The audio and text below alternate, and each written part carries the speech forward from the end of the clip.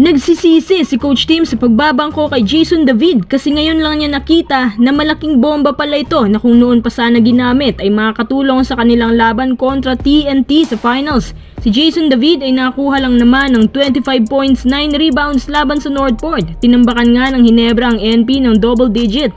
Pero of course, wala naman si Arvin Tolentino sa kabilang dako habang tanaw na ng Hinebra ang kanilang panalo dahil sa mga mismatches at dahil dyan, pinaupo na rin nila si Scottie Thompson sa mga unang quarters at malayo na rin naman ang lamang. Pagkatapos ng laban sa presko, nakatabi ni Coach Tim si Jason David bilang siya nga ang best player. Nagsisisi nga itong si Coach Tim dahil sa pagbabangko sa kanya ng matagal na panahon. Nagpapasalamat na lang si Coach Tim na hindi nila ito binigay sa ibang team. Nung mga nakaraang conferences kasi, plano pala nilang manguha ng isang legit guard na karelibo ni Scottie na papalit din sa role ni L.A. Tenorio. Gaya na lamang ni Shawnee Winston, Cedric Barefield, Mikey Williams at Joshua Monson. Kaso, biglang nabago ang plano nung may nakita silang magandang remarks at hidden abilities ni Jason David. Sa palagay ko nga, mas effective pa si Jason David kumpara kay Maverick Ahanmisi.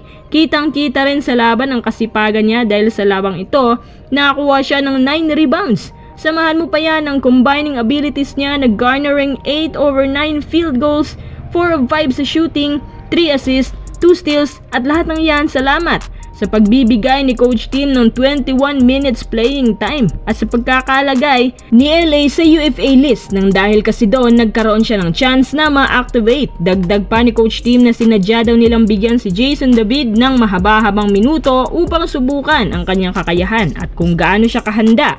Kung tutusin, dapat matagal na niyang ginamit si Jason David para mas mahasa pa, especially pagdating sa playoffs at napakagaling palang dumepensa. Kung noon lang ito sana ginamit ni Coach Tim, tiyak na next LA na nila to. Ayon pa sa ilang netizens na binuhay daw ni Jason David si Bal David. Alam naman natin na si Bal David isang pesky guard na versatile. Malapad ang pace sa shooting which is ganun din naman si Jason David.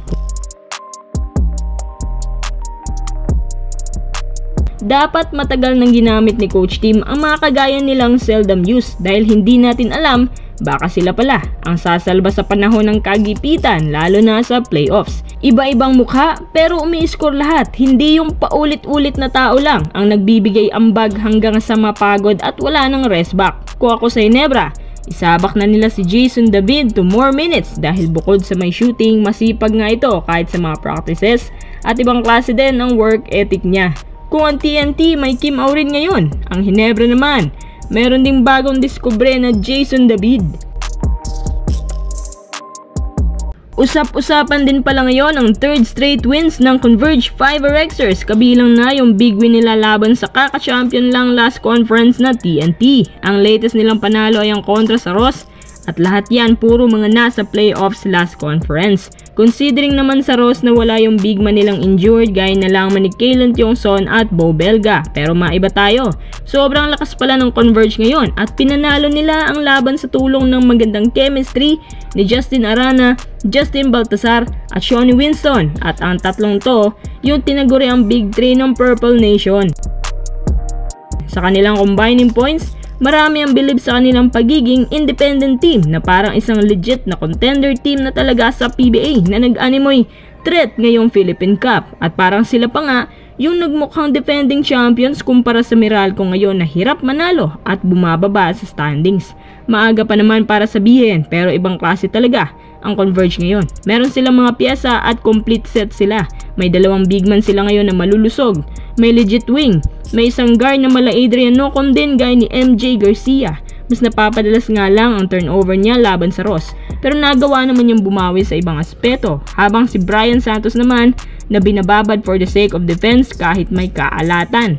Kapag magtutuloy-tuloy yung momentum ng Converge, tiyak na katatakutan sila ngayong All-Filipino at magiging target din silang patumbahin ng mga kilalang contender teams. Kasama ng Magnolia Hotshots, hati-hati sila sa upper seed. Sa tingin nyo mga kuys, hindi na kaya mag-choke ang Converge ngayong conference? Malaking threat ba sila sa All-Filipino dahil sa abilities ng kanilang big man? Or San Miguel pa rin?